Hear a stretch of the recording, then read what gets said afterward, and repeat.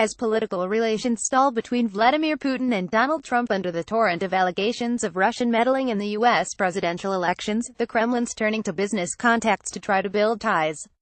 Russian Industry Minister Denis Mantrov heads a group of officials and executives due to attend the U.S.-Russia Business Council's annual meeting in New York on Thursday, where discussions will focus on prospects for future relations amid FBI and congressional probes into possible links between the Kremlin and Trump campaign officials. Trump is a hostage of hysteria that's formed in the press, society and part of the political establishment, and clearly, he can't fight it, said Anatoly Aksakov, chairman of the Financial Markets Committee of Russia's lower house of parliament, Holby, at the meeting.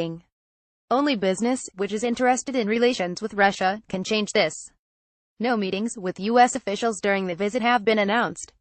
Expanding business ties with the U.S. has also proven a hard sell.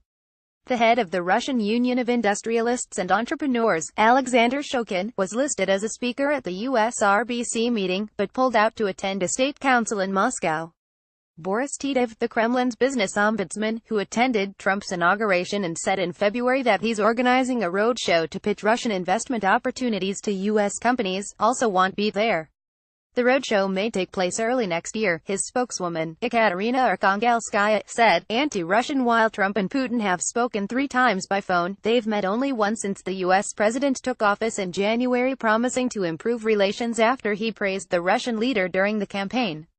Instead, tit-for-tat retaliations over diplomats and congressional approval of tougher sanctions against Russia have further soured the mood.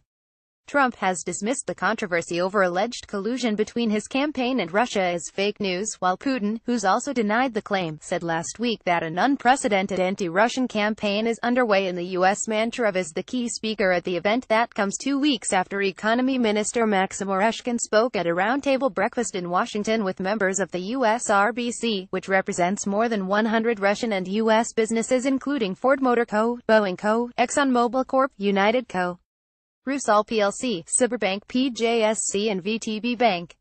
Russian Deputy Finance Minister Vladimir Kolychev spoke to the lobby group in Washington in April.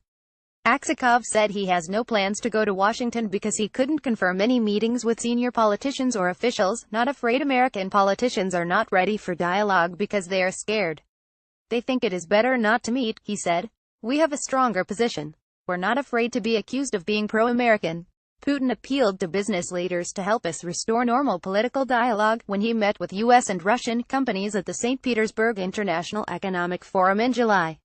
On Tuesday, he disappointed some guests at Moscow's main investment forum after he broke with his tradition of taking questions from the audience and left after a brief speech. Russian-American business-to-business dialogue has remained active and constructive through challenging times, Dan Russell, the U.S. RBC's president, said by email. Most U.S. businesses active in the Russian market made initial investments decades ago and remain committed to their Russian customers, suppliers, partners and employees. Geopolitical tensions and the cycle of sanctions and counter-sanctions have been primarily a deterrent for potential investors considering entry into the Russian market, he said. The Business Council was created by the 2 states at the time of the Cold War to stay in contact, said Alexis Rodzianko, president of the American Chamber of Commerce in Russia. Now its primary function got a second wind, with assistance by Stepan Kravchenko.